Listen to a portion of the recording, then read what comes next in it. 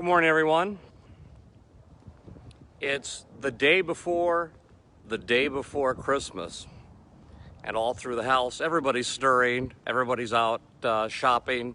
It's a busy day, even here in somewhat subdued Las Vegas, where, you know, 2/3 of the casinos are closed and the other third are sort of on minimal staff. But strangely, Las Vegas is busy. And it's this busyness I want to address today and maybe offer a little something that's a little bit counterintuitive to a lot of people's celebration of Christmas. And what it is find some time, usually on Christmas Day late when things are starting to wrap up. Maybe that would be a good time to watch yourself a movie.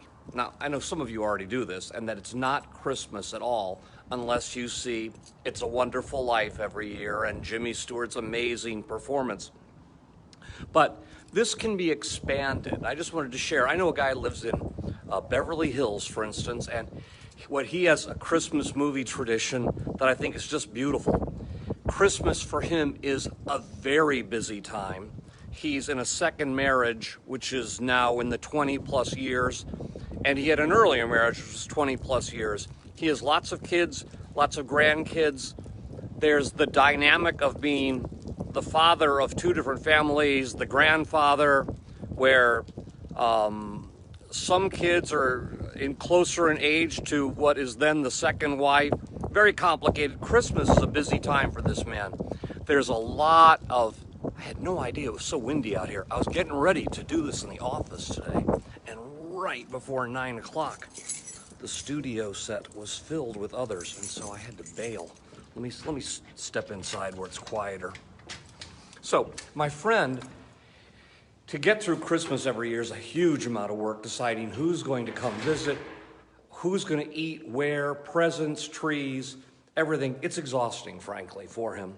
And by usually Christmas night, 7 o'clock, he has a tradition. His wife and he sit down, they have a home theater, and they cue up not It's a Wonderful Life, but The Sound of Music. And they pour a glass of port, and they watch The Sound of Music, which is such an amazingly beautiful film. So loving. It's not a Christmas film. There's no Christmas tree at the end and singing Auld Lang Syne at the end like the Jimmy Stewart film.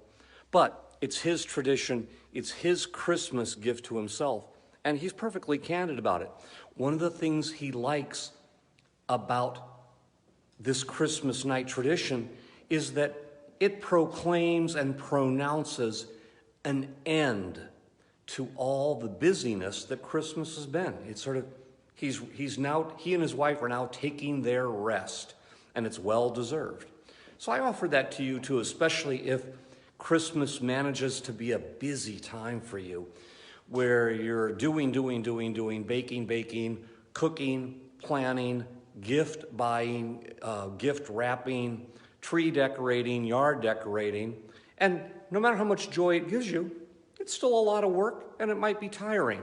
I guess I'm saying this movie night on the 25th or even the 26th can be a real example of a real opportunity to take Christmas rest and sort of rest in your joy and feel good about the Christmas you've had.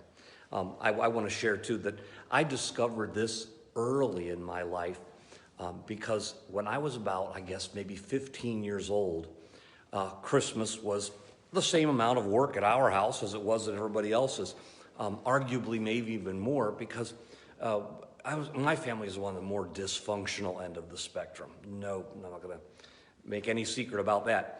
And usually by Christmas Day, just like I mentioned in an earlier live stream, by the time Thanksgiving was over, we were all ready to go to our respective corners and get some quiet.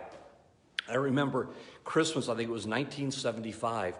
My dad just sort of needed to get out of the house. He said, "Chris, let's go see a movie. I saw a trailer yesterday for a film called Taxi Driver. Looks too intense for, we had in the household my mom, my two sisters, my dad, and me. And my dad had decided that Taxi Driver, Martin Scorsese's film with Robert De Niro, was boys' night out. So off we went on Christmas Day in 1975 to see probably the most psychologically intense, and yes, I've seen Hitchcock films, the most psychologically intense, deeply violent, not only on a physical level, but a mental and spiritual one. And yes, I've seen Quentin Tarantino films. Taxi Driver was unlike anything I'd ever seen in my life. I had no idea that a major giant Hollywood film, beautifully produced, could have such an unhappy ending. It was eye-opening. It was narrative like I had never seen. And it was, I think, one of the greatest Christmas presents I've ever received in my life, going to see Taxi Driver with my dad in 1975. And I was probably a little too young to see that film, but still loved it all the same. It was a Merry Christmas movie for me, and I still remember it all these years later. It was so unlike typical Christmas expectations, and for that reason, it was so real and clearly a blessing from God. So, this day before, the day before Christmas, of all the topics I could mention, what I'm encouraging you to do is find some time for yourself and give yourself a Christmas gift. And if, only if, you're a movie lover, ask yourself, what film would I like to see? It might be a brand new one. Go down to South Point, have a look, see what they're showing. And it might be your favorite one. And it gives me joy to know that my friend's going to be parking himself in the home theater on Christmas night with his wife, with that glass of port, watching The Sound of Music. We can all be just as wise as this couple and take that Christmas gift for ourselves and give ourselves the present of a beautiful movie.